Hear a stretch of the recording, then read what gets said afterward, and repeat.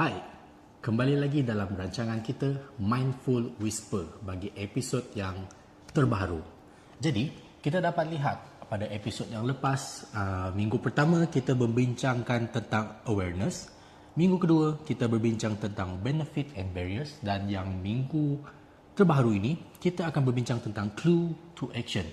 Dan kita akan buat untuk minggu yang keempat terus, iaitu motivation dan evaluation. Jadi, pada minggu ini kita ada tetamu jemputan yang kita jemput khas, iaitu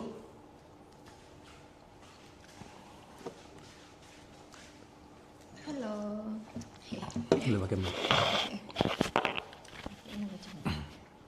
Baik, sebelum kita mula, boleh tak Cik perkenalkan diri? Okay, hai semua. Nama saya Puna Peter dan saya merupakan pelajar daripada SMP Geografi semester 7.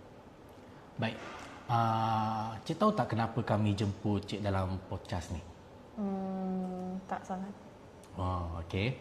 Sebenarnya kami jemput Cik untuk menghadiri podcast kami pada hari ini berkaitan dengan satu video yang viral di TikTok berkenaan dengan challenge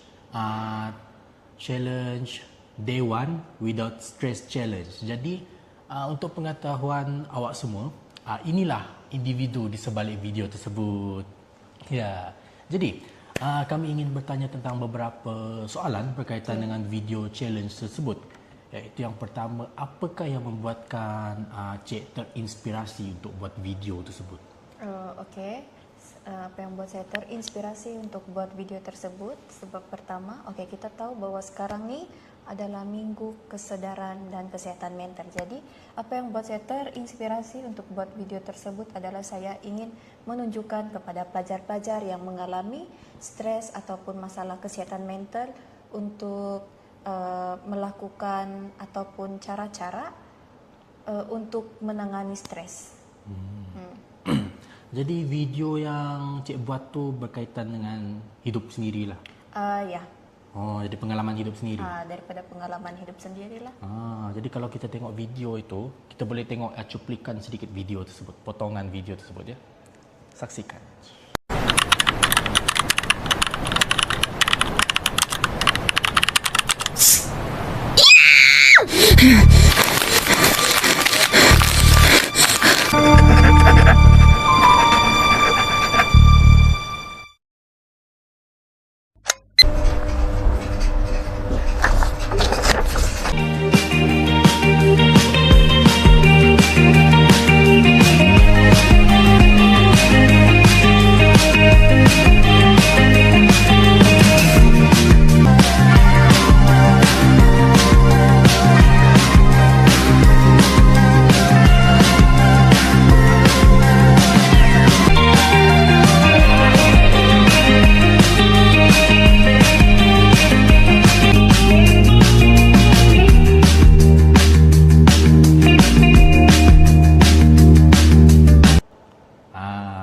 Baik tak video tu?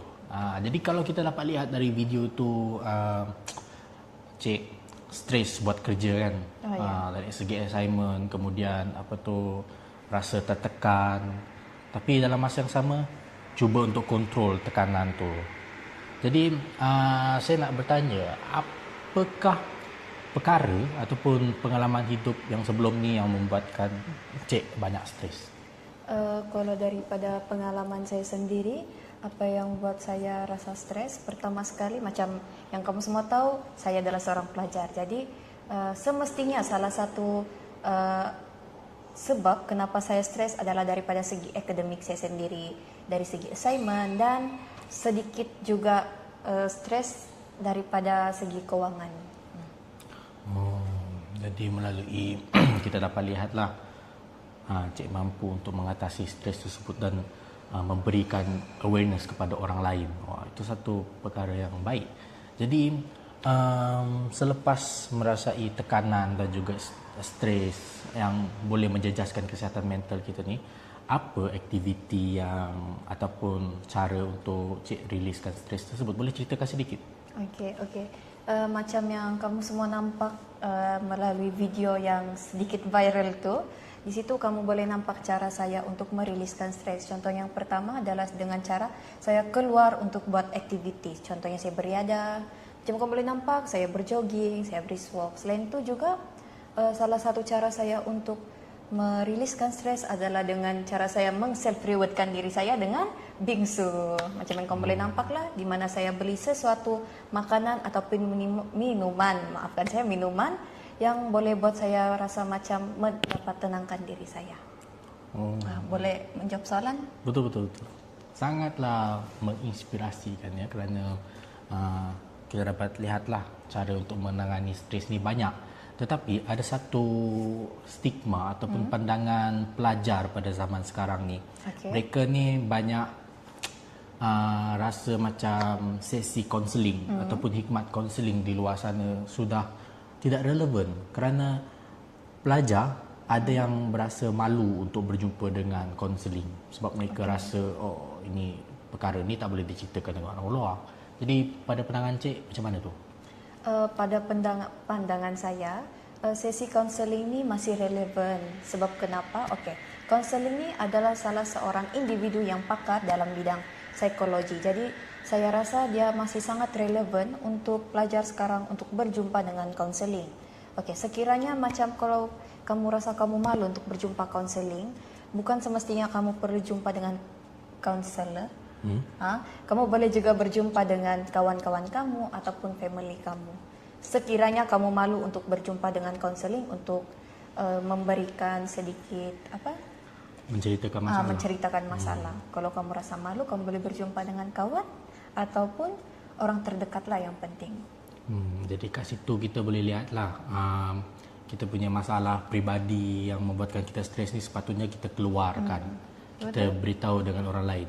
Bukan setakat konseling, tapi keluarga, kawan-kawan pun boleh. Janji jangan dipendam sendiri. Jangan pendam sendiri. Sebab lama-lama dia akan meletup. Ya, betul. Makin kita pendam sesuatu masalah tu, makin dia akan makin memakan diri lah, orang bilang. Betul.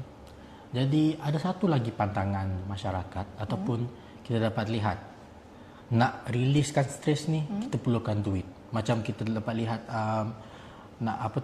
kita kalau kita nak enjoy apa semua, kita akan menggunakan duit. Release stress, kita akan pergi jalan-jalan dekat Kuala Lumpur ataupun buat aktiviti dengan kawan-kawan. Jadi pada pendapat Cik, kalau orang tu tak ada duit ataupun kurang duit, macam mana dia nak releasekan stres? Okey, pada pandangan saya, untuk kita nak melepaskan tekanan ni tidak semestinya menggunakan duit. Sebab kenapa? Ada banyak lagi aktiviti yang boleh kita buat tanpa menggunakan duit. Contoh yang pertama adalah hiking. Okey, macam yang kita boleh nampak dekat suasana kawasan UPSI sendiri ataupun di kawasan Tanjung Malim, ada banyak tempat yang boleh kita meriliskan stres tanpa menggunakan duit. Contoh yang pertama, kalau hiking, kita boleh pergi dekat Cangkat Asa. Macam yang kamu tahu, dekat Cangkat Asa tu dia adalah bukit yang boleh kita naik untuk kita hiking yang tanpa memerlukan duit. Lepas tu, selain daripada hiking, kalau macam rasa macam penat mau naik bukit, kita boleh juga pergi ke sungai. Contohnya sungai Taratak. Sungai Taratak. Sungai Taratak pun boleh kita pergi. Sebab kenapa? Dia lebih tanpa menggunakan duit lah. Dia murah. Dia mengurangkan. Bukan murah, dia free. Dia free. Cuma. Jadi kita telah mengupas serba sedikit tentang clue to action ataupun kita punya tindakan untuk mengatasi stres daripada perkongsian Cik Kunapita. Jadi sampai di sini saja. Kita akan bersambung kepada sesi yang seterusnya, iaitu kita punya evaluation ataupun motivation untuk minggu keempat. Jadi, stay tune.